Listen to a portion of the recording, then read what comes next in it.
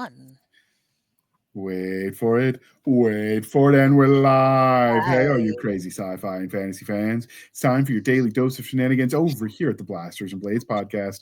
Just a couple of nerdy veterans, a Stabby Chaos Coordinator, and a Chief Shenanigator geeking out over our science fiction passions and fantastical fantasies. A place where magic is king, the sky is the limit, and space is the place. We are the podcast that puts the fun in dysfunction. So without further ado, we're going to let our guest introduce himself to our listeners and viewers at home. We've got the one, the only Mr. Jay Barnson. Hello, everyone. I'm Jay. I am the author of lots of books and short stories, fantasy, science fiction, and some horror. Former life, I was a video game developer for several companies, and I currently get to play with simulators and virtual reality, and then I write a virtual reality of my own when I get home and work on these books. So that is me. And if you think the name sounds familiar, we had his wife on for Halloween, and because we don't always record these in order, he's actually already been on the show in the past, which will be also aired in the future because we mess with time continuums here for some of the Christmas episodes. So if it sounds like he's assuming you know things about him, it's because for him, this is like his 4th episode with us. He paneled with us listener. It's just been a while. All right, but before we get too far into this episode, this is your first solo interview, so you do have to do the religion questions. Are you ready for this? Oh, hang on. Ready. All right. Star Wars, Star Trek, or Firefly? I might be on the losing side, but I won't say it's the wrong side. Brown coats forever? Brown coats. That's right. Forever. I knew. So Jana, was my serious voice, my announcer voice, rating on a scale of 1 to 10, 1 being awesome and 10 being the best? We're against 8.5. Okay. We're in there somewhere. All right. And because we're polytheistic here at the Blasters and Blades podcast, Game of Thrones, The Wheel of Time, or Chronicles of Narnia? I'm going to go with the original classic and go with the Chronicles of Narnia. Because that was just so influential to me, and especially since I am such a fan of the portal fantasies, and that's one of the examples that twisted my brain when I was a kid, and it's never let me go. Yeah, C.S. Lewis, right up there with Tolkien, was a World War I veteran in the British Army. Mm-hmm. So yeah, I want to say they were both in the Somerset Light Infantry. I could be wrong. I know C.S. Lewis was light infantry. I was light infantry, so you kind of you learn about all the famous ones, which sounds cool. About right. I volunteered because I thought it meant I carried less, which joke's on me. It means you have less support, so you actually carry more. So it's like an oxymoron. Light infantry means you're not light at all. But yeah, I've actually been looking for some biographies of him and Tolkien. So if you got recommendations, dear listener, throw them in the comments because I'd be curious to see what their World War I experiences were. Because I have to imagine that shaped the stories they told later. Mm-hmm. Most definitely. I know, with Tolkien, and we've talked about this before, so we won't belabor it, but I know he was at almost every major salient attack at the Somme.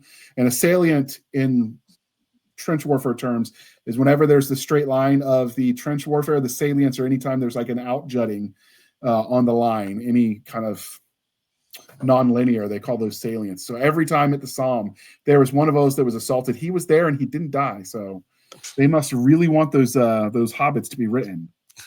That's Someone right. was looking out for him. I'm just saying. So no doubt, awesome stuff. Yeah, I wonder if the rest of his Inklings were, given the time, probably, but were the rest of them veterans as well? I wouldn't be surprised. We might actually have to do an episode where we dive into some of that. That could be fun. That would be cool. Awesome.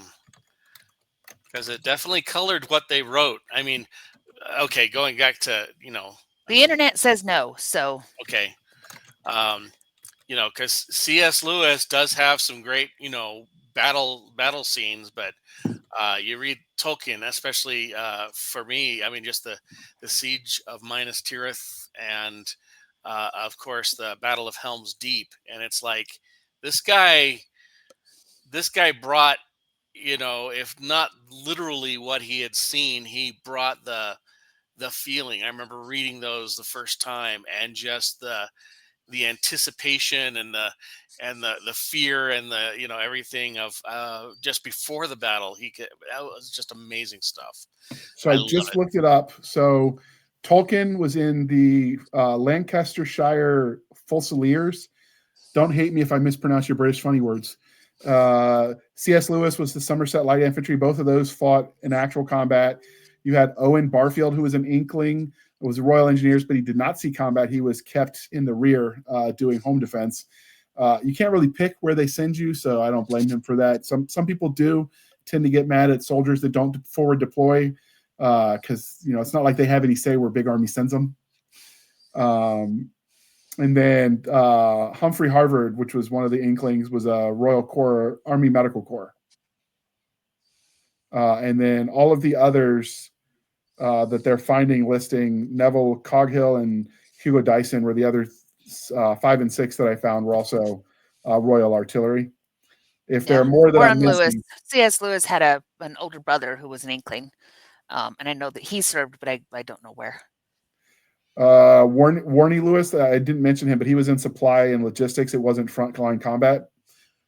But he was forward deployed into France. He just didn't go onto the front lines. So anyway, that would be interesting to dive deep into and seeing like some of their early lives and how it affected the writing. That could be fun. We'd almost need someone who's like got some sort of psychology background, and we can like shrink the dead and see what we can come up with. That'd be interesting. That could be fun. But yeah, we'd have to find the right guests, because I'm sure there are those out there who have dove deep and would be really interesting to talk to. Yeah, but we can't let them get too wackadoodle. There's only room for one wackadoodle on this show, and it's me. Well, that's true. All right. Well, bye. See what you've done now. All right. One of the crying shames of adulthood is we stop asking each other the important questions. So thanks to the generosity of our sponsors, we are bringing that back. And I'm going to ask you, sir, what is your favorite dinosaur and why? Man, it has been years since someone asked me that. And it's a damn shame. It is. Oh, my goodness. And since I was really, really asked the topic, I mean, now they've got, feathers on them and everything. I don't know. But murder chickens. I'm just saying, murder chickens. Yeah. Well, yeah. And those of us who have raised chickens, yeah, they could be really scary. But no, the Stegosaurus with the Thagomizer. That has always been my favorite. The T-Rex, which is the usual favorite, it's kind of the second favorite there, but Stegosaurus, man. And the story behind the Thagomizer, we won't belabor because we've talked about it ad nauseum here, but I think that's hilarious that a comic book artist for the Sunday Funnies is what came up with that. And the scientists were like, well, I mean, nobody else named it. Okay, let's go. Yeah, let's adopt it. Oh, it's not the only place where that's happened. They had the first of the laser guidance systems for the F-4 at the end of the Vietnam War. They're doing laser guided bombs, and they named that the Zot box after the anteater in BC Comics. It would always go Zot with its tongue. Interesting. So that was the official name of it, as far as I know. Maybe had a number to go with it, but it was called the Zot box. There was probably a lot less sexy and interesting name that was officially on the order code somewhere with a skew and some boring words, but Zot box works. And as we all know, as authors and readers, you get to the point that you're like, I don't want to name one more thing. And so you start getting really wacky depending on how late it is, how much sugar and or caffeine you've consumed or alcohol and things. Zotbox makes perfect sense under those conditions. Or you come up with a nickname that sounds funny and then you just bend nature to make it make sense, even though it doesn't. True. We've done that But before. funny is always a good excuse. Yep. I was tired and caffeinated, and it sounded funny at the time. Yep. Yes. All right. So we can be civilized human beings here at the Blasters and Blades podcast. We are no longer knuckle dragging troglodytes. So, coffee or tea, and how do you take it, Jay? Well, actually, when it gets to be, the late and the need of caffeination, um, it's actually monsters. So, which are probably worse than the coffee or tea, but yeah, the zero sugar monsters or Zip Fizz, if you've tried that, is the energy drink of choice, and yeah, and it'll do a number on you, although probably not for the exact time frame that you want it. All I'm just saying is that when you get buried, they're going to have to bury you in like a metal coffin because you're probably going to be radioactive drinking all of those. It's quite possible, but yeah. But you can find my grave with a Geiger counter, so there's that. That's true. No one will ever be able to say they don't know where you are. Okay. So I have a beef with our sponsor since we're talking about this. Okay, go ahead. Coffee Brown Coffee, I'm looking at you. All of their hot chocolates are sold out right now. I am so sad because I was going to get some so that I could take it to the family festivities. As of the time of this taping, guys, we're right before Thanksgiving. So I thought, okay, I will order a bag of each one and we'll take it down and we'll have all the people there and they can try it and they can tell us what they think. And you go in, it says sold out, sold out, sold out, sold out. So I'm happy for them in that they are selling lots of product. That makes me happy. But I'm sad for me because I wanted one of each and now I can't get it until they get back in stock. All right, I'm over it now. But I am sad. Yeah, I wish I could help you. I can't make them make it quicker. Dadgummit. And they're probably at this very moment going, I know. Yes, because they want to sell it to all of us. So they would be happy to sell you more. It's possible that it's just sitting there on sold out because they're prepping for a big, Black Friday sale, this, that, and the other. And so there may also be some strategic planning going on that says we're going to put up new things all of a sudden in time for Black Friday and ta-da. But anyway, I was sad because it's all on sale. And that's also probably why it sold out. And they don't sell, they sell the coffee, but not the hot chocolate or tea on their Amazon website. Yes, that was sad too. But their peppermint's only $13 for the bag, and it's usually 20. And so, anyway, we can get back to the subject. But there's my sad for the day. I could not buy my Coffee Brand Coffee hot chocolate, and I'm sad. Well, we'll send them strongly worded letters. Exactly. We will sniffle and sympathetically. Please. Yes, bring it back in stock. Absolutely. So obviously, like when nobody wakes up unless they're crazy, and that's always possible, and says, hey, you know what? I've never done this thing before. I don't even know how to read, or I've never read a book, but I'm going to write one today. So obviously it follows most people that write books started off reading them. So where did that journey start with you? How did you find your love of all things speculative fiction?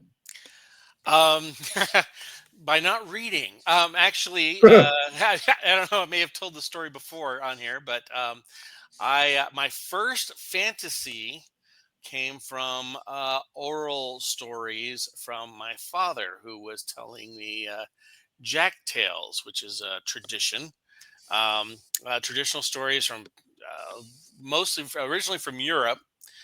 But I was living in West Virginia, and so these were the Appalachianized versions of Jack tales, and so there's tales of Jack, Seven and a Whack, and Jack versus the witch, the one with the witches called Sop Paw, and several others. Jack's European cousin was the Beanstalk guy, but there was actually hundreds of Jack tales that were told. And so, yes, he told me stories about giants and witches and ogres, and I was fascinated. And he didn't let on that those were like the only 5 stories that Jack Tales that he knew, because he'd been told them by my grandmother, I think. Um, so I kept asking for more, and he didn't give me. He eventually was a science fiction writer, I understand, but I don't know what his pen name was. I think he was in Analog Magazine later. But after that, actually, some of the big influences were we mentioned the Chronicles of Narnia. Um, were huge for me. The Chronicles of Prydain by Lloyd Alexander. Those are kind of hard to find now. Disney made a movie out of it back in We the don't 80s. speak of that. Yeah, It was the it Black was a terrible Cauldron. movie. Yeah, the Book of Three was the first one, and anyway, there were several others that I got my start on once I started reading, and anyway, and that was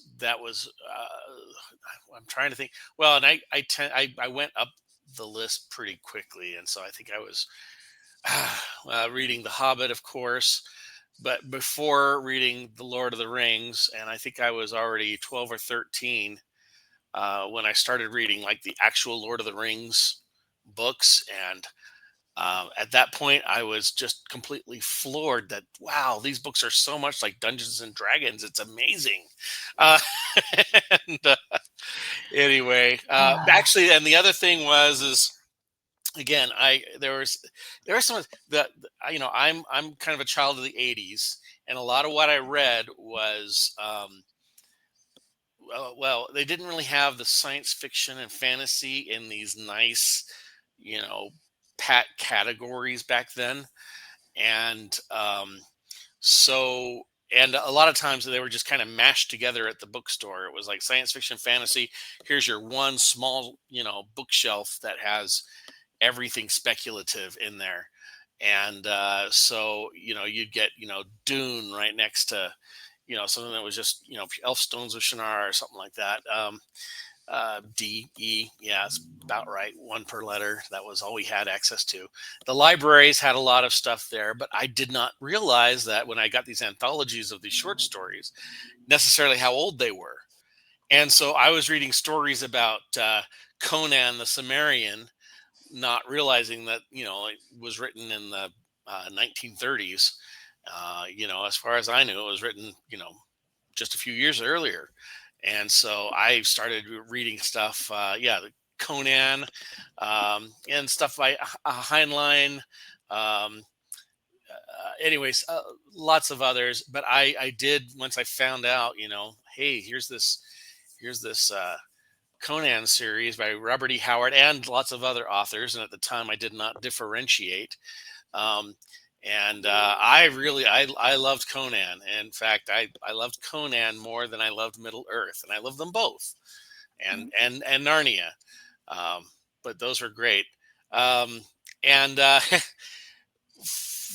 until a point, and I'm kind of surprised that my young self learned abstinence and decided it was not good for him at the time. But I was also reading the Gore series uh, by Norman. Anyway, and I did Rob not Norman, realize, I think. yeah, and I didn't realize at the time that they were kind of a Me Too of the Barsoom stories, the John Carter stuff. So I was reading those, and I, was fascinated. The idea of, oh my goodness, here's this guy, and he went to this other world that's kind of hidden on the other side of the sun from Earth's orbit, and and it's all got all this fantasy stuff, and then he's transported back, and he has to find a way back, and oh goodness, that's Taro Cabot, and anyway, so I was really into those, and then they started around number 8, 9, 10, something in there. It kind of decided it was going to be a different kind of fantasy, and I did not stick with them. um, but anyway, but that was another one of my little exposures to portal fantasies at the time. And then there was there's lots of others. But it was, again, the science fiction, the fantasy, the specifics of it were all kind of meshed together at the time. But those were some of the ones I remember being my influence in elementary school to junior high, and and again, me trying to read Dune, I think in the 5th grade, and only understanding about half of it, but gave it a good shot, and it was I enjoyed it, but I didn't fully understand all the levels. Yeah, I'm pretty sure a lot of us still don't understand all the levels in Dune. Yeah, my problem with Gore was less the attempt at subtle, mature content that developed, and more the prose were just not good. I was probably too young to really discern the difference at the time. So I read them and enjoyed them for the story, but I'm sure if I were to go back now, I'd be like, oh gosh. I don't know. Yeah, but in the 80s, the idea of a world hidden, mirror Earth hidden on the other side of the sun that we just couldn't see was all the rage. Oh yeah. Was it there was another one where this guy goes to another world, only it's sci-fi. Oh, Buck Rogers. Yes. Wait. No, it's Flash Gordon was the one with me. Buck Rogers. I just recently read the first novella in that series. Buck Rogers was the one who basically fell asleep due to radiation, probably because he was drinking too many monsters at the time too, and he fell asleep in this radioactive cave where there was a cave in, and all his other miners, another World War I veteran, they died, and he was asleep for 500 years, and then he wakes up and finds out that the Chinese have basically taken over the world, and the Americans they're in various different tribes doing their thing. And which I also consider a form of portal fantasy, by the way. Is that guy portal fantasy? Rip Van Winkle? Yeah, that. Well, when a person, we can go into the definitions that I have for it, but my definition is when you have someone from the contemporary world as of the time the story is written. Buck Rogers, is more historic for us because that was like 100 years ago. But if they're contemporary and they go from that contemporary familiar world that the author and the reader are familiar with, and they move to an alien, unfamiliar world, and they're forced to, live with it, survive it. And it's significantly different from what they're used to, and you are able to view it through their eyes. That to me is kind of the crux, the hook for portal fantasy, because that's where you get to experience the wonder and magic of it, rather than saying, if it's a character from that fantasy world. It's like how when they encounter an elf, a character from Earth is like, oh my goodness, it's an elf, look, and the person from that fantasy world might say, yeah, it's elf, he runs the shop on Tuesdays. It's so you're that's a big part of the reason why I gravitate towards it, and the style of not necessarily story that I prefer, but I find that the stories that I tend to write are often that clash of the mundane, what we would consider mundane, with the fantastic. So the supernatural horror, the portal fantasies, that sort of thing. And the kind of the weird science sometimes. I think I took us off track. You were okay. Well, I mean, it's kind of getting to know the kind of nerdy stuff you like. That's kind of the point. When you started writing in general and telling stories, did you start with portal fantasy? No, I think I started in the 2nd grade with monster stories. And so again, it's the clash of the mundane and the fantastic. But yes, I did actually in the 6th grade. I feel like this is like the true confessions here. If I, fall into tears or something, I hope you understand. But no, in the 6th grade, there was a writing contest that we had, and it was like the winner of this contest will actually have their books professionally bound. Now, again, this is like, this is 6th grade, so I don't know, it would have been 81, something like that, and so anyway, so it was like the whole idea of like, oh yeah, you could have your book, bound and like, as part of the thing with the schools. And so I started writing, and yes, it was a portal fantasy. It started with the kid falling into a very, very strange pit because, again, the stuff, not just the books that I read, but the media I consumed. Land of the Lost was another great portal fantasy. Ooh, love it. Oh yeah, that one.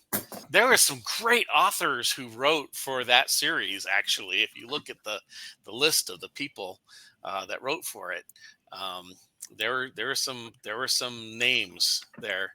But anyway, yeah. So it started with him, falling into a pit, and then seeing as he was trying to escape, seeing strange lights above the pit, and when he got out, totally different world. And there were, air flyers that he, somehow miraculously figured out how to fly, and, bad guys and stuff. I got probably about a quarter of the way through. I was 80 pages into it. And of course I had multiple chapters, and then I saw that there was like a limit of like 30-page limit that I hadn't read when they told me about the contest, and Oops. or they hadn't seen. And I realized that my story was already way out there, and so it never got finished. So one of the first of my put it on the shelf stories, trunk stories, but that one was also a major effort, and it was a portal fantasy. So that I think that always kind of was an influence on me.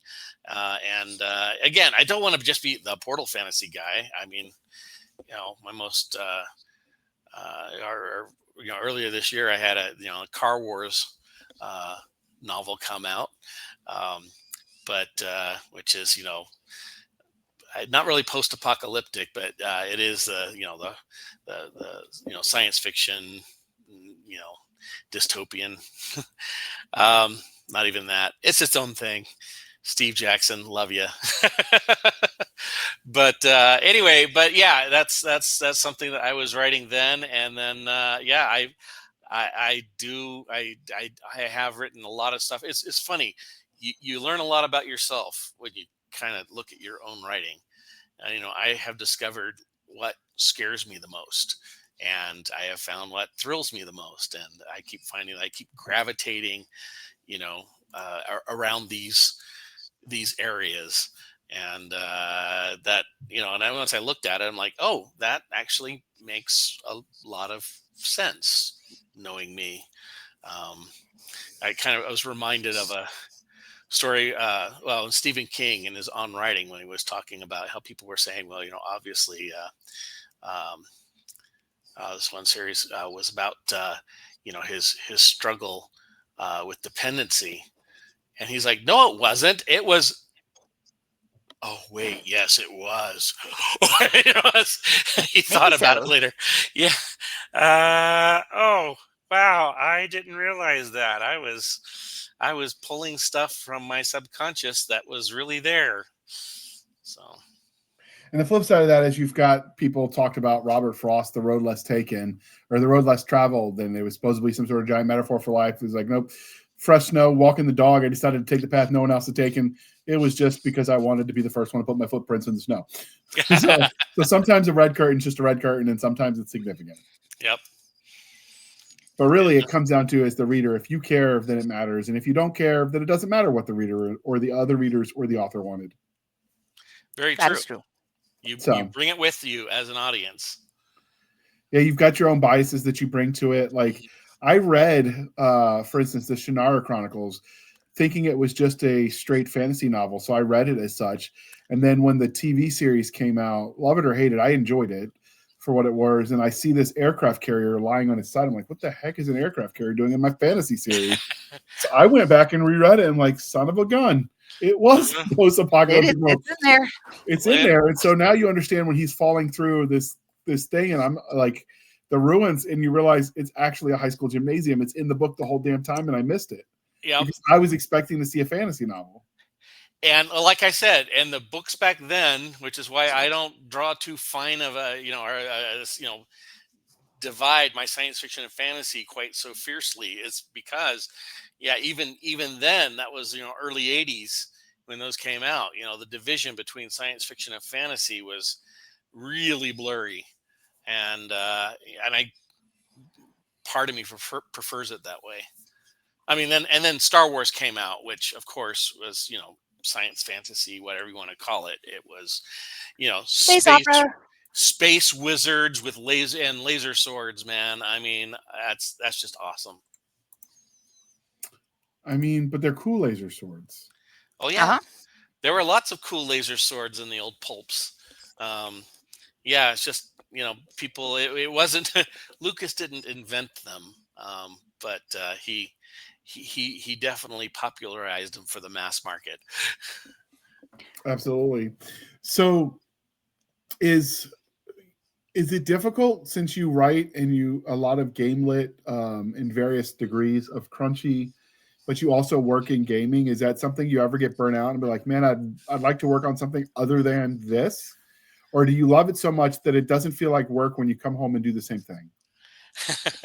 Well, it was funny. It was a friend of mine, fellow author, who asked me, why haven't you gotten into GameLit? Because she knew I'd spent, I've done video games for, a good decade full time, and then another decade as an indie, and including, role playing games, stuff like that, and had written for magazines and. At the time, if you remember those, they're paper versions of like website article. Anyway, you know who does remember? Pepperidge Farm remembers. But yes, I'd written articles for those back in the day, and and modules for. But anyway, so yes, I was involved a lot in gaming. I am thoroughly nerded. But so she was asking, she was like, why haven't you gotten into this GameLit stuff yet? Or lit RPG stuff. And actually, at the time, I hadn't really been familiar with it. I'd heard the term once, and I had no idea. So she actually kind of pointed me in the direction, and I was reading. I'm like, oh my gosh, this stuff is terrible. This stuff is terrible. Let me read some more. And sure enough, I got hooked on it for a while. Right now I'm not doing so much with game development. My day job is programming and working with simulators and stuff. So it tends to be much more of an analytic rather than a creative side of my brain. So going home and just being able to create worlds is really freeing, and it gives me the opportunity to kind of fly there. It does cause some, I approach it from a different level as someone who spent a lot of time developing real games and having a sense of game balance and all the things you want to do and how you work with the player, and so I read a lot of the GameLit stuff and the lit RPGs, and a lot of it just kind of makes the programmer and game designer part of my brain kind of cringes, and I kind of just have to not think about it too hard and just try to enjoy the story for what it is. Because a lot of it is people kind of living out their game developer fantasies. Not entirely. I mean, these are stories, but what would be the perfect role playing game? What would be the perfect game? And they come up with stuff, and I'm like, oh, that would be such an awful game. It's or oh, here's this person who does the Robert Frost thing and takes the route less traveled, and nobody in this MMO that's been around for 4 years has ever tried that before. And anyone who's played an MMO for real is usually laughing at that. But anyway, so there's a lot of things that I come at it, and in some ways it may actually be a limitation on my part, because I can't. Um, I'm always kind of looking at it from a little bit more of a realistic basis, and I'm like, so that I like going wild, and sometimes I'm maybe a little bit more constrained than I want to be. Um, but on the flip side, going with the game stuff, I do have at least enough of a knowledge there that I think I hope that there's a sense to it, a logic behind it that readers can read and get and say, oh, okay, I understand. It makes logical sense, and from that they can kind of build that same model in their mind. So anyway, that's my hope. But that's kind of how it works. I don't find it too hard to switch between the two.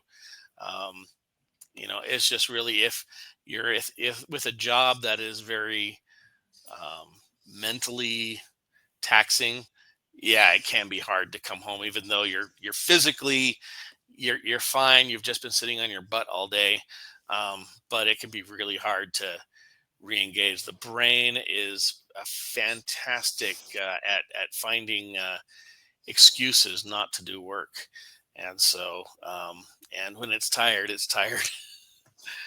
So before we air this commercial and jump into the books that brought us here, the Vanish series, as a reader, as a person interested in gaming in general, and now someone who writes those kinds of stories, have you ever put in any of the books you've written or in read experienced the Leroy Jenkins moment?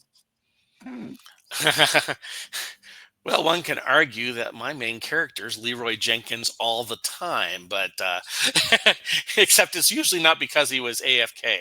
But yeah, that boy, I that's a great moment and can be encapsulated. I'm trying to remember other times where it's a whole lot like that, but it's usually just someone just charges right in and heedless of any of the actually. Okay, I'm not going to say too much more, because yes, the new book coming out soon does have something of a Leroy Jenkins moment, though it is more emotionally driven than "sorry, I was AFK" or "wasn't paying attention. Let's go for it." I mean, when the KFC calls and you answer. At least I got chicken. At least you got chicken. So, do you guys have KFC out in Utah, or do you have some weird Utah version? We have KFC. No, we have actual KFC. Yeah, we got like weird restaurants we don't have, like something Whataburgers or something like that, which can't be a real burger chain. I just refuse to believe that's a weird name. I refuse to believe it. Yeah, actually, I don't know. Do we have Whataburgers out here? Oh, I think so, but I think it's a new thing. Yeah. No, we got, Five Guys and In-N-Out, it's been a few years now, but. Let's see. According to the internet, there is no Whataburger in Utah. They've never officially opened one here. But KFC we do have. We've got one of our buildings is like one of the first KFCs west of the Mississippi or something. There's a big funny about it. But yes, we have real, honest goodness KFC. Yep. Okay. Us and Japan. You in Japan. All right, Jana. So KFC or Popeyes for the chicken? Oh, hard call. I like the spice mix that Popeyes does, but Popeyes is also something that's a fairly recent thing out here. We didn't have that for the longest time. So it was KFC for a long time. If I had to choose between the two, probably Popeyes, but I'll be perfectly honest. We have this little grocery store that's just right around the corner, and they make absolutely amazing fried chicken, and they're my favorite place to go because you can get a giant bucket for $18, and it's really, really good. So Are you talking Peterson's? Yes. That's what I had for dinner tonight. Yeah, Peterson's makes it's right across the street from KFC, but yes, but it makes better chicken. So there you go. Yeah. The little local place for the win. Yay! Okay, what about you, Jay? KFC or Popeyes? I'm in the same boat. I do like them both, but on any given day, I'll probably go with the KFC. However, it depends upon which one, because I have had some KFCs, it's probably the management, where the chicken is just not done well, and it's like dry and desiccated, and there's like hardly any meat hiding under the crispy outside, and I haven't ever experienced that problem with Popeyes. So yes, it depends upon which store we're talking about, but That's fair. For yeah, me, it's gonna be Popeyes just because I like their sides better. There's that. that is a fair yes. Okay, Because KFC with does have a cool back history with the pressure fryer, and the what the Colonel was doing originally was a good way to blow your hand off, but that is a total foodcast thing for another time. actually, my favorite thing about KFC is back at the beginning. Again, I'm a virtual reality fan, from way back before it was, consumer level. But when the first of the consumer level virtual reality systems came out, and of course, with my company, we were involved in that with training using, traditional screens, 2D screens, as well as virtual reality. But KFC had a training program for new cooks that was virtual reality based, and if you could look it up on YouTube or something like that, it's kind of creepy and funny, and I think it was intentionally that way. But it was like, you're practicing the whole thing right there under the ever watchful eye of the colonel, and Oh, anyway, it creepy. was just an amazing. It was like, here's your 10-minute course in virtual reality before we touch you under supervision with the real fryer. Here's your training, put on your headset and learn to cook the KFC way. And the KFC has a marketing department that's on point. They're the ones who had their Twitter account for a while, follow the Spice Girls and a bunch of dudes named Herb. Yes. And one guy finally caught it, like, wait a minute, you're following 11 herbs and spices. They gave him all you could eat KFC for a year, so he might have died from artery disease of some sort. But he went happy. And then they did the Bodice Ripper, KFC Bodice Ripper one year. Yes. Romance Got a novel. copy of that. I wish I did, because they discontinued it as soon as the bit was over. Yeah. What was it? I can look it up, actually, because I wanted to grab it because I figured it was going to be. I've never read it, but the cover was just so hilarious that I had to grab it. Yeah, and I figured it was going to be like around for a while, so I could get it when I got paid again. And when I got paid again, it was just off the market already. Yeah. But I'm told it's a proper novel. Like, somebody actually wrote a novel. Yeah. Yes. That's what I understand. Tender Wings of Desire. Tender Wings of Desire. Yes. A ripped and handsome Colonel Sanders is a mysterious sailor who falls in love with a beautiful young woman. He is described as having rippling muscles and that signature silver mane. And the cover is amazeballs. The cover is amazing. As he carries her through the thing with his amazing silver mane, and yeah. We're going to pause for a moment because there's no beautiful segue here because we've just been all over the place. But we're going to pause. Quick, roll the commercial. For 5 years, Adarin has waited to get the call.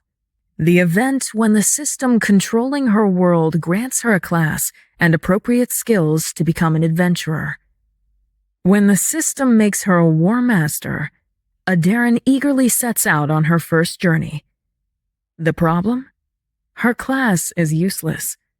No one believes a War Master is anything but a joke.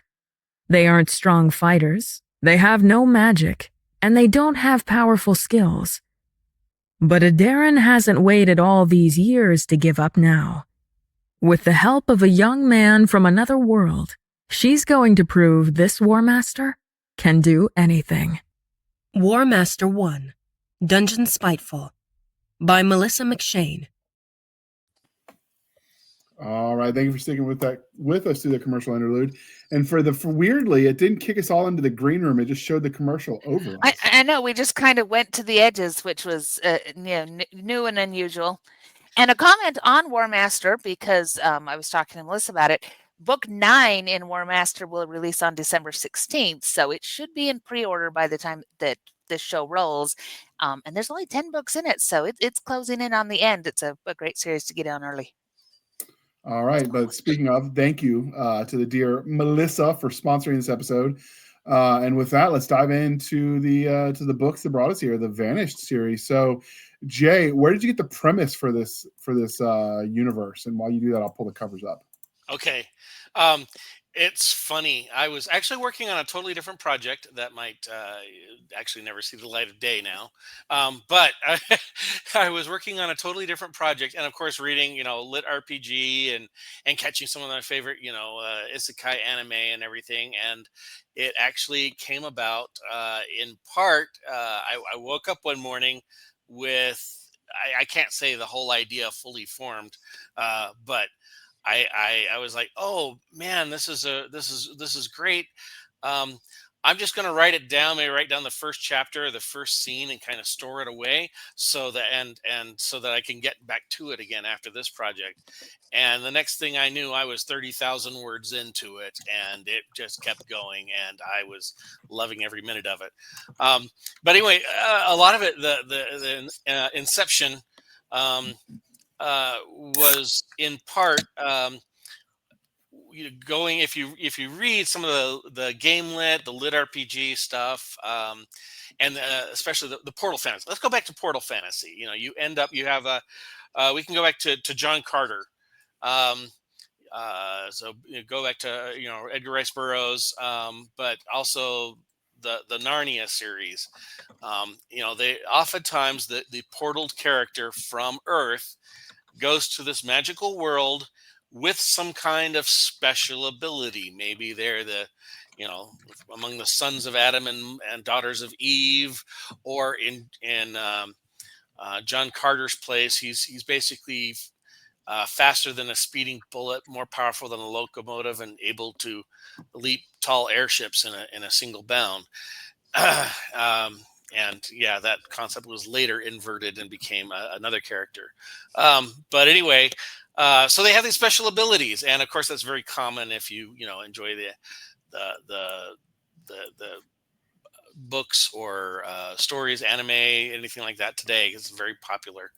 Um, and so I was just thinking, and I don't know where it came from, whether it was a dream that I couldn't remember the next morning or whatnot. But I thought, well, what if a lot of these people who, it's tragic stuff, but who go missing without a trace. What if some of them were portaled to another world and where they received their little, super powered gift or whatnot? And so suddenly I thought, all the people on the milk cartons, they're in a fantasy world. And then the next part of it that hit me was, well, of course, it's like, the world building that all occurs spontaneously. If this happens frequently enough, the natives are used to it. And if the natives are expecting it, what happens if they just kind of sit around and spawn camp these heroes as from Earth as they appear, and immediately capture and enslave them? Because they're a resource. We can stock our army full of super people, and so that's actually where it came from. And so this was the immediate thing where it's like, oh, here are people from Earth. It's like the fantasy begins. Oh, I get to be a super character in a fantasy world with overpowered abilities, and immediately that dream gets dashed. And of course I can't leave it there, so of course it's the adventure novel. It's the survival, the escape from those who would enslave you. It's the forming of a new community. It's dealing with other people from Earth, some of whom might not like you, and this and the whole mythology of why are they coming, what's happening here, and why do they have these abilities that kind of resemble game stats. And that was one of the other things I have fun with, because this has been happening for uh, hundreds and hundreds of years. I'm trying to remember, like 1500 or so, maybe 2000. It's been happening for all this time. I have to go back to my notes on book 6. But anyway, it's been happening. So of course they didn't have role playing games and stuff back then, or game stats like you'd have in D&D or in a video game. so it kind of presents itself differently to different people throughout the eras and nationalities. So you've got, one of the characters who's from the early 80s. It appears like a character sheet from Dungeons and Dragons because he was a helicopter pilot for the army, or not pilot, mechanic for the army, and they were playing D&D back then, back in 84, 83. And then you've got one guy who was illiterate, and so his stats but he was also very religious, and so he envisions these little cherubim surrounding him, singing in an angelic choir his stats to him. And anyway, so just some fun ideas I had with them, and I often refer to it as kind of GameLit or GameLit Light, as opposed to full lit RPG, because there is something different, because the rest of the world does not conform according to these game rules, at least not so strictly. It's something that seems to be mostly in those who are portaled from Earth, that have these abilities, um, and for reasons to be revealed soon. Now, if somebody from outside of Earth gets portaled to Earth, is it still a portal fantasy, or does the Earthling have to go somewhere else? Okay, run that past me again. If someone not from most Earth most of the portal fantasy we read is somebody from Earth, our reality, goes somewhere else and does the things.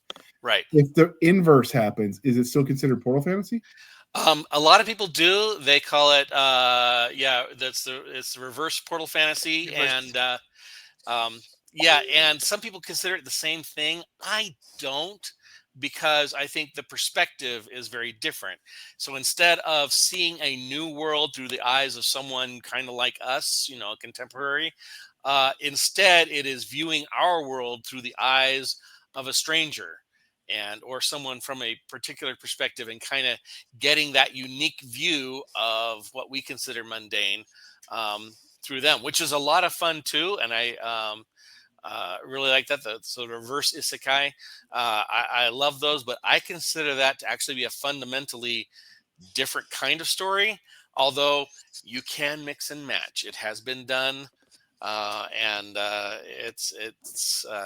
it can be a lot of fun that way too. And they're probably all shelved in about the same category. If you're looking for it, dear reader, you're probably going to find both of those shelved in about the same place. Yeah, this is my personal definition. I don't know if it's shared by many, but that's where I look at it from the idea of kind of the theming and the feel and the flavor of the story, which I think are different. But other people are like, well, someone gets portaled. And I've actually kind of had a little bit of an argument, because they've had somewhere it's like, oh, this guy is portaled from this fantasy world to this other fantasy world that's slightly different. And for me, I'm like, well, he's already from a place where there's beast people and elves and stuff like that, and now he may as well just have been teleported to the other side of the continent or something, where it's they have a little bit different rules. I mean, it's to me, that doesn't count.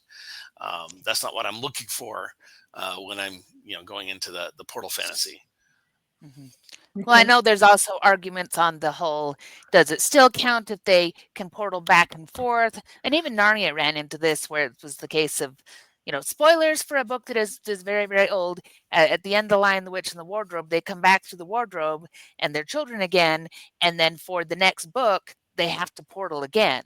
So that's something that they do. And I know that some people look at it and go, well, does it really count if they go back and forth versus they portal and they stay there? So it's one of those, like everything else that we ever talk about when we start trying to define terms here on the Blasters and Blades podcast. It's one of those, this depends on who you're asking and the particular situation. Yeah, and for me, it really depends on how sort of a how long and how much they have to learn to adapt to the new world. If it's a Doctor Who thing where it's like, oh, we drop in on this planet, we see some weird things, we solve a problem, and we're off again. To me, that's not really portal fantasy. There has to be some commitment to it. other people, and this is a source of a whole lot of delightful conversations and arguments on the internet. So my definition, I can't say mine is the best, but that is the one that I go by. I actually think that some of my ideas for what is a portal fantasy, I include the wonderful movie Galaxy Quest as one of those, because it is actors from our world suddenly transported to a the magical but science fiction world that they kind of portrayed in their TV show back in the 80s. And it's hilarious, and they have to deal with the consequences. So there is a level of their survival in this place demands it. Another one that a lot of people don't think of, that I think, I mentioned Buck Rogers being one, because he is thrust into an unfamiliar world, and the world has to differ in a significant manner to that character. Again, this is gospel according to Jay of Isekai, but it's the wonderful movie Yesterday, if you haven't seen it, where there's a guy who's devotee of the Beatles and is a Beatle cover singer, musician, and is just hard on his luck with his music career, and suddenly he gets transported to, or the world changes around him, and suddenly nobody remembers the Beatles anymore. And there's lots of other changes to this world too, but that is a drastic, major difference for him. And he gets to invent the Beatles songs, and they become instant hits and propel him into stardom, and he's having to deal with that. And I consider that an isekai, because for me, not being a huge Beatles fan, that part wouldn't be so significant. The lack of Coca-Cola products in there could be, the lack of Harry Potter could be, but Beatles, yeah, okay, interesting. But for him, obviously, that was a major difference, and it completely changes everything and the trajectory of his life. So I consider that one also Portal Fantasy Isekai, and I may be the only person in the world who does, but there. So speaking of you and your opinions, let's take it back to the Jay Barnson world of the Vanished series. All right, Jana, you had that question. Yes. So here comes the next question. I am a mom, and a lot of our listeners are also those with family attached to them one way or another. So when we're talking about this series, where would it align as far as age appropriateness? About, can I give it to my 9-year-old, or should I wait until they're 16? Or kind of where would that align for our readers, listeners, whatever you guys are, all y'all? PG-13. Okay. So I think probably 13 and up is probably pretty good. There will be some 4-letter words. There will be references to some adult situations without going into the gory details. And so it's one of those things where, it's going to, they will refer to it again. They will refer to it without going into the awful sordid details. You just know that, an assault happened or something to that effect. Anyway, Fantasy Combat, I can speak to it, because I'm Jay's editor, just to be totally transparent here. So I've read the books. So Fantasy Combat, and there are some nice, very discreet romantic interludes. Yeah. Should we call them that? Yeah. The kind of the fade to black things. As far as blood and gore and guts, I know Jana is probably a bit more sensitive than I am.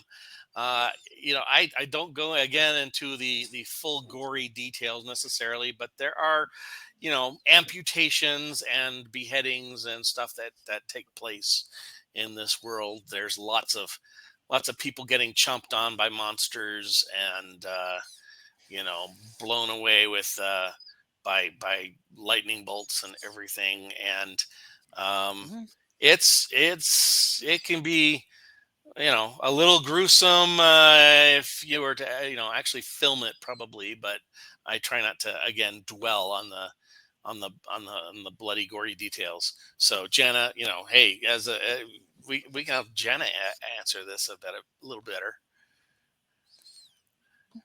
Oh, I think it works out. The PG-13 is probably really solid. I would think if you filmed it, it'd be up there with Lord of the Rings with the, meat's back on the menu and here goes the head floating off. Similar kind of vibe there. Yeah. So that leads us to one of our other favorite questions, though, is, you're describing this world. Would you want to live there? Would you want to go and isekai yourself over and become one of those heroes and dwell in the world of the vanished?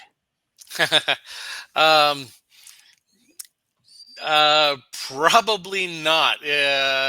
Just because of where most of them end up. But yes, if I could start in the relative safety of Alcourt, then that would be a whole other story. But they don't have a location, so you'd have to get there the hard way. So yeah, people who get sent there, it's generally they theoretically can live to be about 5 times longer than normal. Their bodies are constantly regenerating. But in reality, most people from Earth have a average lifespan about 3 to 5 years. That doesn't sound pleasant. Neat old people. No, it's not. And there's a whole lot of confusion. And of course, for me, because this is Portal Fantasy, this is Isekai. It's important about who these characters are. You do find some of this stuff, Portal Fantasy, where someone, it's like, oh, I'm in a new world, and they just totally forget their past almost. It's like, okay, I'm having fun in this new world, yahoo! And it's not like that. I mean, these people have been ripped away from their family, from their friends, from the life that they know, and even though they have these special abilities, and it's some of it's pretty exciting, and some of the characters actually really did enjoy it. And you get little bits from one of the characters, Jefferson, who clearly he went to this fantasy world and he was on cloud 9. I mean, he was great. He got to be his favorite superhero. He got to battle monsters, and it was a great life. But for the most part, the characters, they have that's a small compensation. They have lives they left behind. They have people they left behind, and a lot of them are desperately trying to return. Mm-hmm. No, something else you've done that's fun. Oh, go ahead. Go, Jay. That's the balancing act when you're telling these kind of stories as a reader coming into it. On the one hand, you don't want them to gloss over to the point where, like, well, he must not have liked his family because he doesn't care, or she doesn't care. But on the other, if you belabor it too much and have them whine too much, you make them unlikable characters. Yes. Yeah. So for the author, I haven't had to write those kind of stories. So, this is just me as the reader. But that's got to be difficult to walk the line where it's enough to show clearly, there's some adjustment going on, but not so much that you make them the character you can't wait to see them die. Yeah, and you are exactly right. And that is, I've tried to avoid that. Well, in fact, you got the cover to the free novella that's up there, The Heart of the Sky, which I almost titled Amelia Earhart versus the Cannibals and Dinosaurs.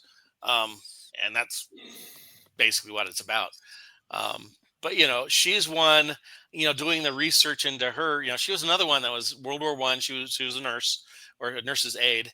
But she's one that is very desperate to return to Earth. That's where her, and of course she would love to return to Earth with provable tales of what happened to her. And so I do have to, be a little bit careful with her, because in some of the research that I did, as much as, I'm an aviation buff and I really respect what she did, I'm not sure I would have gotten along very well with her. So I really had to kind of dig deep to find, okay, what do I like about, this person? What's good? And there was a lot to like too. There was a lot, to be impressed with by her, and but to get into that mindset, and yeah, and a lot of times the mindset is it usually takes a while.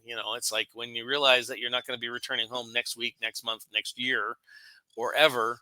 There is a level where people do have to kind of settle in and realize this is my life now.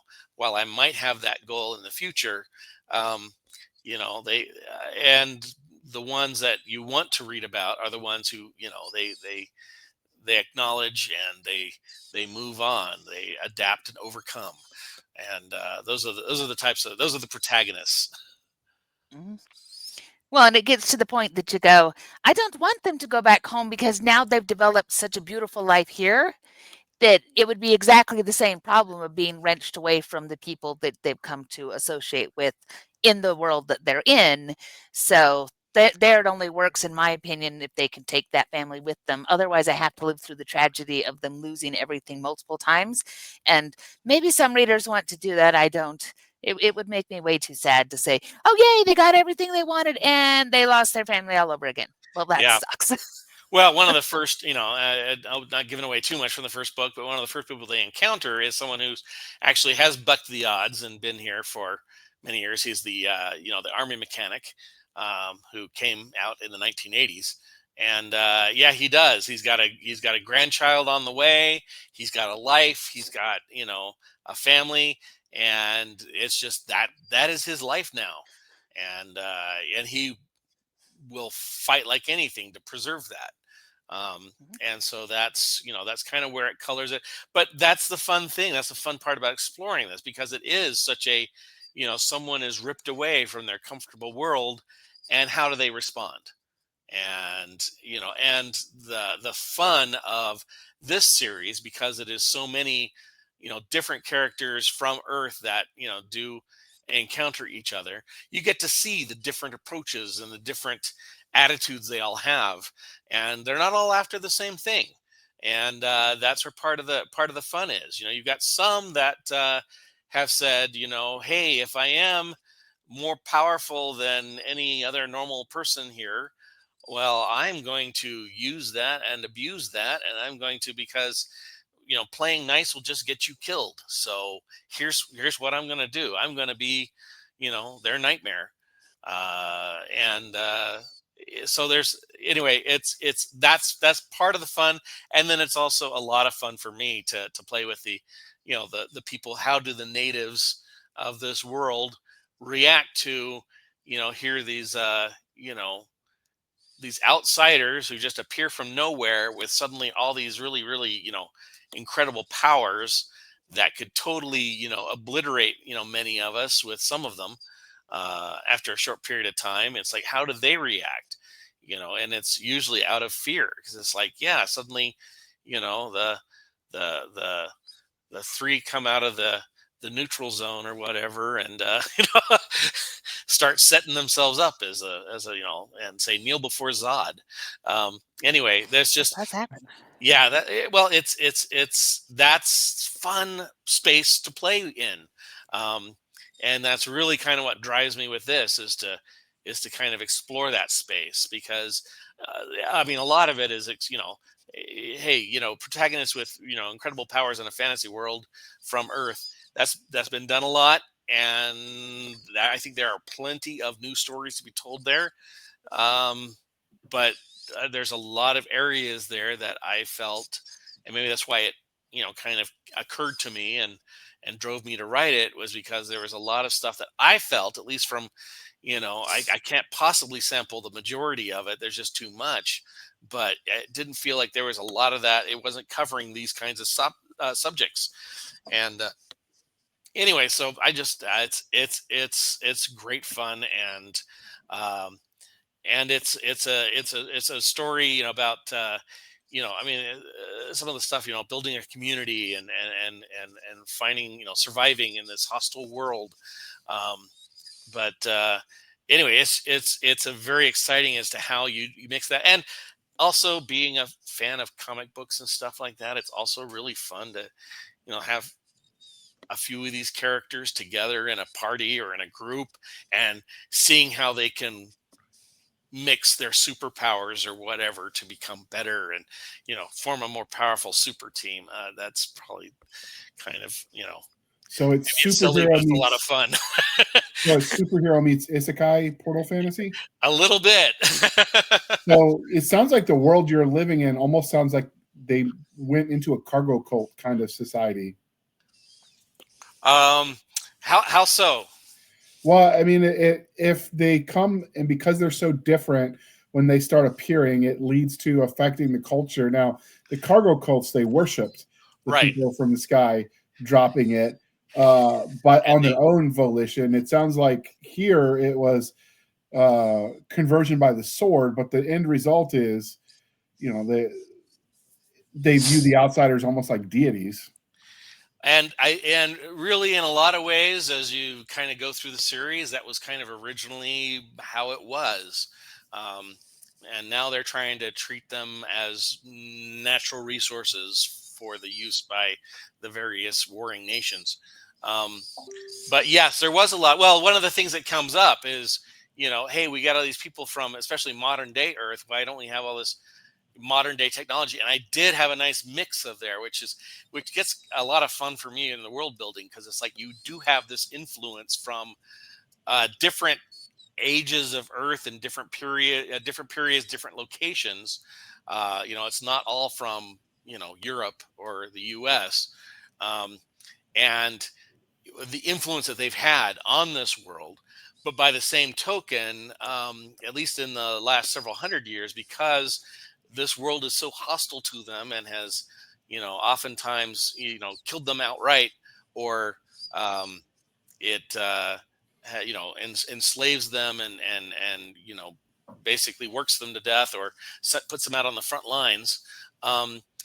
It's a hostile place. So who wants to, say, develop firearms and gunpowder that will probably be used against them and their fellow people from Earth in this world? So a lot of the invention and stuff like that has been a little bit stunted, because or at least that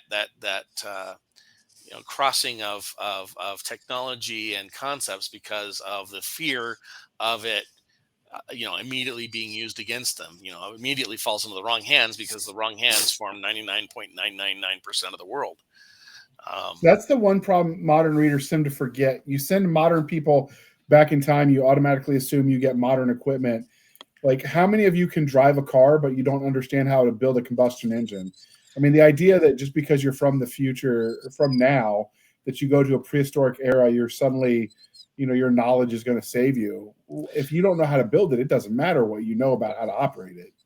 Well, I have that in I'm not sure if it's in book 4 or book 5. It starts blurring together, but yeah, it's one of the things where they're trying to invent wireless telegraphs or radio, really, before they do the wired version, because they have such limited resources, and drawing wire is a difficult procedure. And so it's like, we can't draw that much cable, but maybe we could do enough to create electromagnets and receivers and so forth. And can we do this? But yeah, a lot of it is they're it's like, yay, the main character is actually, he's a software engineer, and it's like, what use is that? Because there is no computer, and there are so many technologies you have to build upon before you could get to that point, that even if he happens to live 5 times longer than expected, he's probably never going to see an actual at least an electronic computer in his lifetime. There's fundamentals you have to build on in that, and that's where actually the natives have them beat, because they've developed that. That is their world, their tech, and they know what it takes to properly smelt and produce these things. And the main characters, they're trying to do their best from there. But yeah, technology is slow. Some of the things, though, like in their military organizations, or some of the concepts have come through. and so you get a lot of the ones that are probably the lower tech societal approaches, or just the things that evolved over time, but were kind of simple yet fundamental breakthroughs. Those have appeared in this world and are very present. Yeah, well, Well, and the other thing that slows down your technology is that you have a world full of monsters that keep spawning everywhere, and it's kind of hard to work on taking telegraph wire or this, that, and the other across the country when you get eaten, or things are going to knock down the poles, or I think things would be very, very different if you had dinosaurs roaming around the U.S. and you're trying to build the transcontinental railroad. It changes what you can do with tech when you also are dealing with monsters on the loose pretty much all the time. Oh my so gosh. what Transcontinental Railroad, or just, yeah, imagine the Wild West building the railroads while dinosaurs rather than buffalo, and very, very hungry ones. That's a great, I love that. Okay. There you go. There's a story for another time. So, what Go can you ahead. tell us overall about the main character or characters? It sounds like there's more than one main character in this. There's one point of view character, with the exception of the free novella.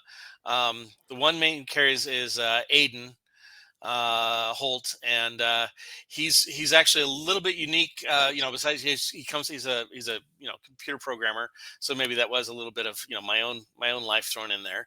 But I also thought it'd be really funny, because a computer programmer suddenly going to a fantasy world where his skills are almost absolutely useless. Um, but the other thing is, and this is also maybe pulling a bit from me. Back when I was, we were talking about the '80s and stuff like that. One of the things that we we we were into in the late '70s, early '80s. There was this big fascination with things like the Bermuda Triangle, and I always thought that would be a much bigger deal than it actually turned out to be. Um, but that was a big source of disappearances through history. And I decided Aiden at one point had a fascination with those things, and he had written, I think it was seventh grade or something like that. He'd written this big report on them, and had his own wild conjectures, and it so he is familiar with a bunch of these stories, the missing people, the famous ones through history, as well as some of the more recent ones. And anyway, so that is when he goes to this world, some of those people are still around. Some of those people came there, and so that was kind of an interesting thing for me when he comes and he actually recognizes that some of the names. Um, but he's also it was a little bit more challenging for me, because he is because of he's a software engineer. He's a little bit more of a Mr. Spock character. He's a lot more analytical, and his special abilities kind of go along with that to give him the chance to analyze and to do interesting things with the environment. He's also more of a war gamer than a role playing game player, but he is a fan of war games, and so of course he gets into the strategy and a little bit of the ancient technology he's familiar with, at least from a warfare perspective. Um, and so those are things that are actually more useful to him than his computer programming ability most of the time. But anyway, but yeah, having a character who's more analytic, it can be a little bit more challenging, because he does, as much as he is driven by the emotions and the need to do what's right at the time, he's also someone who takes a step back and tries to play the war game, to think 3 or 4 moves ahead, and to plan what the other guys are doing. And in some ways, he's a bit smarter than I am. So I'm glad I get to, you know, um, spend more time writing his story. But anyway, so I thought that would be a fun and interesting character to do, and it has been, but it is a lot more challenging. A character like Conan, who is intelligent yet moves by instinct a lot more, is a kind of in some ways easier to get inside the head of, and uh, to tell a story of. But I really like Aiden. He's an interesting guy. Now, he does have, though, a really, really strong secondary cast. You have a whole bunch of fun characters who surround him. So, much like asking you to pick which is your favorite child, what are one or two of the favorites of those who support and sometimes argue with and make him the hero that he is in your secondary cast? Probably the first one is Kayla. And it's not too much of a spoiler to bring her in, because she's an Israeli who was on her way to a party when she got isekai'd. And and the very strange thing, which has never happened before, is the two of them appeared at the same spot at nearly the same time. So they were a little bit teamed up, but immediately distrustful of each other, especially Kayla. But her skills, because she had served as a sniper, she has a lot of skills that have kind of magical extensions of that. She's very good with ranged weapons and with being sneaky. And it's kind of funny. We kind of joke about how he's kind of got a bromance with her. They are best friends eventually, after a lot of distrust and some stuff early on. But anyway, and there's a lot of arguments about where that relationship was going to go, and we'll stop there. But Kayla is a lot of fun. Another character that is introduced early on is Alex Thompson. He's the mechanic, army mechanic who got brought here in the 80s. What's interesting about him is he survived long enough, and his abilities were really, the super strength and super resilience. And because he survived and has gotten levels up to the 50s or whatever, he is probably the strongest man in the world. And very close to the toughest. But most of the time you wouldn't even think it talking to him. He's kind of this, wiry guy. The thing that comes up very interesting with him, though, is again, he looks like he's in his 30s. His wife of many years is getting much older now. He's got grandchildren now. And he realized he's going to outlive her a few times over, and then dealing with that, and dealing with his relationship with her and her relationship with him, anyway, is a very interesting situation. So those are fun. But and then some of the native characters are ridiculously fun. But I guess those are two that I could come up with on the top of my head that are actually early introductions into the series. So I'm not going too deep into spoiler territory. But anyway, so I'll leave it if that's good enough. Well, for now, without spoilers. And for one of the strongest men in the world, he is still smart enough that when his wife says jump, he jumps, and he asks her how high later. Yep. Which is, it says a lot for his strengths to know who the boss is. Yep, he is a devoted husband and father, and is some kind of a Superman and could take on an entire squad on his own, which is fun. Now we have Ranger in the background as we hear the dog go yip. Hi, Ranger. All right, JR, where shall we take it from here? All right, so is there anything, because obviously this is a series, there's 4 books out right now and a prequel. Right. Amazon said 4. That's right. So 5 is in editing right now, and 6 is well in development, and there will be at least one more in the series after that. Okay. So obviously that's where the series is going. They are currently available in ebook. I saw them in print. Are they going to be available in audio at some point? I would like to have them in audio at some point, but I cannot swear to that at the currently. Correct. But if so, it'll be after they are all out in print. Would be when that happens. I know one of the trends right now we're seeing is some of the small press authors are waiting till the series is done, figuring out how many hours it would be, and try to do Kickstarter to fund the audiobook. I might try that. Thanks for the suggestion. So one of the things that one author we did that I really liked, Michael Sullivan, I think it was, recommended it. When he does his sales, he does the library club sale where he'll sell books where you get a slightly discount if you buy 2 of them.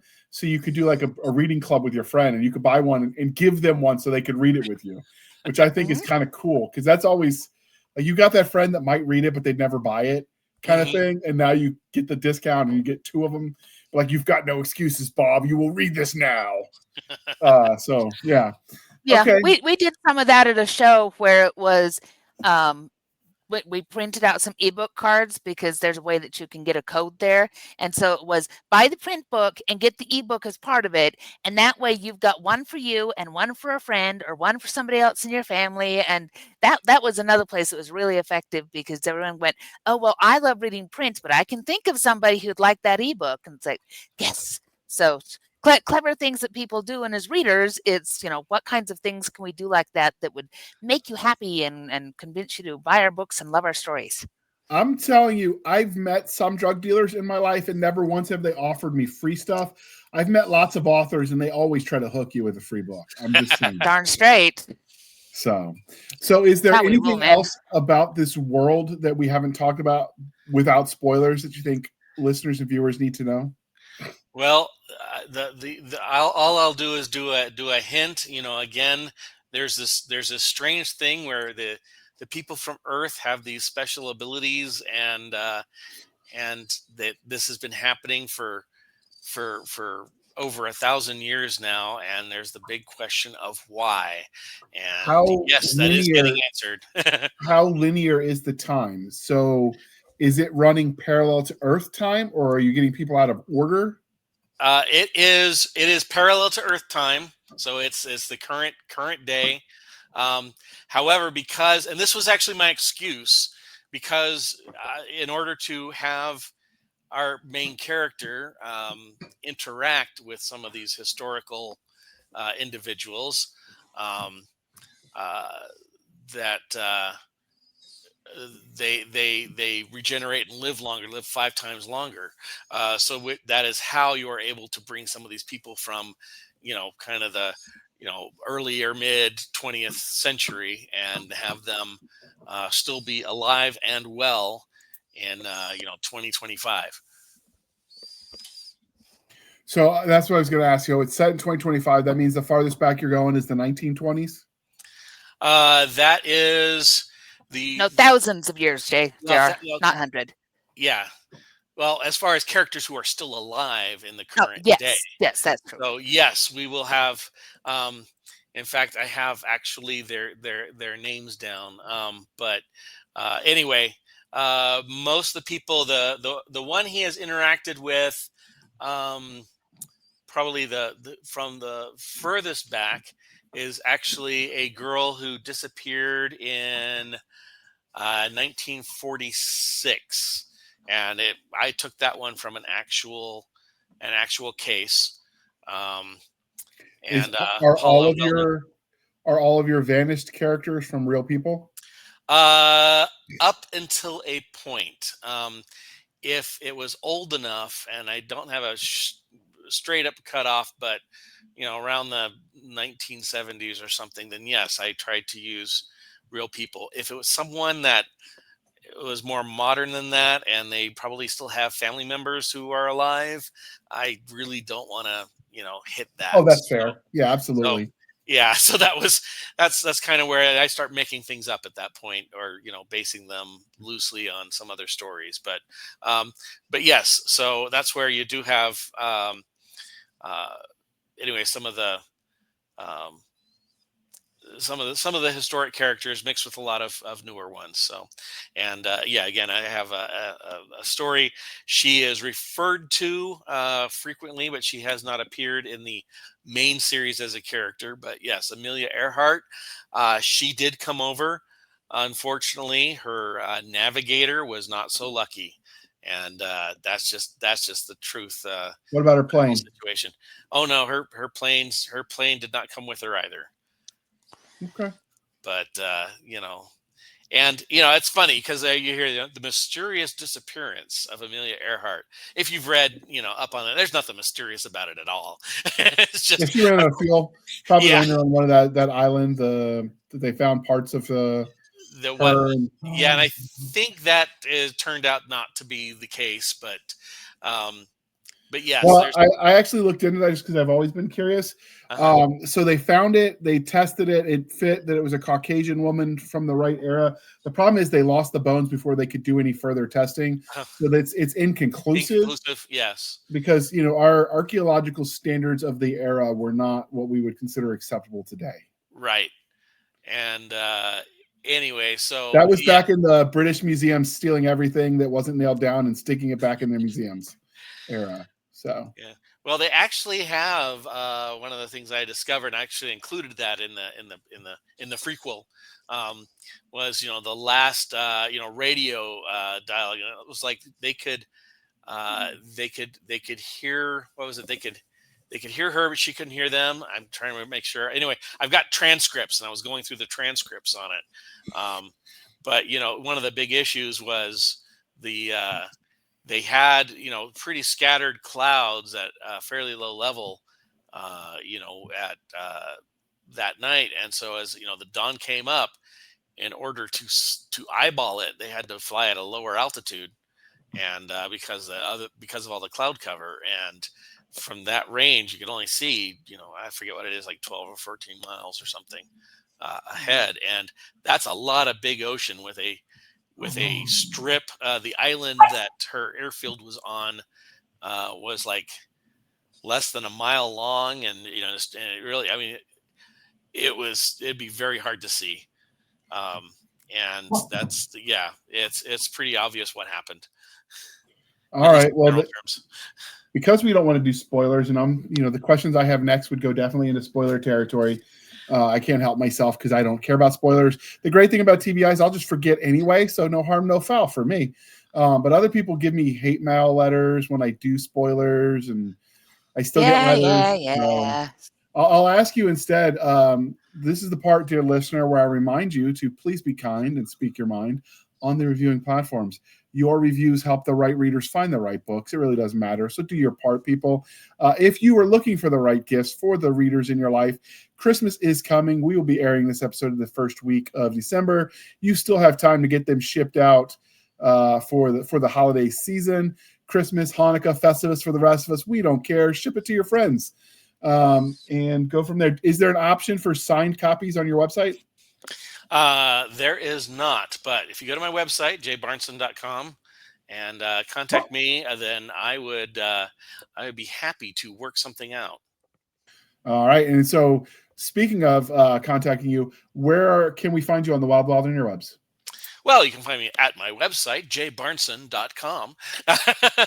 Also, probably another great place to find me is on Twitter. I'm a Rampant Coyote at Twitter, or X, excuse me. It will always be Twitter. Yeah, it's anyway, you can find me there pretty regularly. I'm also Jay Barnson and author Jay Barnson on Facebook, but I'm not there very often these days, so maybe a little harder to get me. Best way is jbarnson.com, and that has a link to my socials there too. And we will add Jana eventually to our link tree and our own social media stuff, but that'll happen someday, but not today. So Jana, if we wanted to track you down on the Wild Interwebs. Well, I am the loser at Internet Hide and Go Seek, so you can find me over at linktr.ee/Opal Kingdom Press, or you can go straight to the press at opalkingdompress.com, and you can look up any of these pen names. These are two right here, since they're the ones we talk about on this podcast, all over the internet. If it's connected to something having to do with publishing, it is 99.997% sure that it's going to be me. So I'm easy to find, and I'd love to hear from you. All right. And you can find us on our Linktree, linktr.ee, Linktree/Blasters and Blades Podcast. Again, Linktree/Blasters and Blades Podcast, where we link to all the things, the BitChute, the Rumble, the YouTube, the TikTok, the Twitters.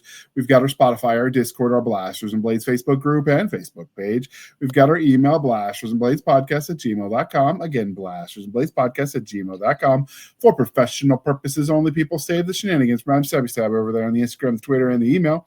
You can support the show by going to buymeacoffee.com/author J.R. Handley. Again, buymeacoffee.com/author J.R. Handley. Be sure to put in the comment section that is for the podcast, and I promise I will keep my co-hosts duly caffeinated. They will drink that coffee brand coffee, tea, and hot chocolate until they fly away on the caffeinated rivers of goodness.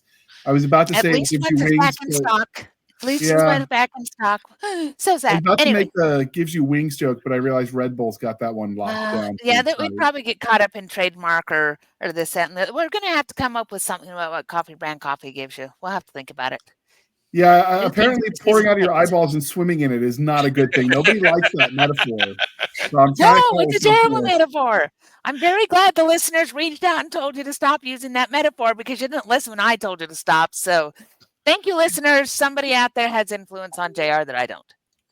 Well, it's one of the ones that sponsors the podcast. He's like, JR, shut up.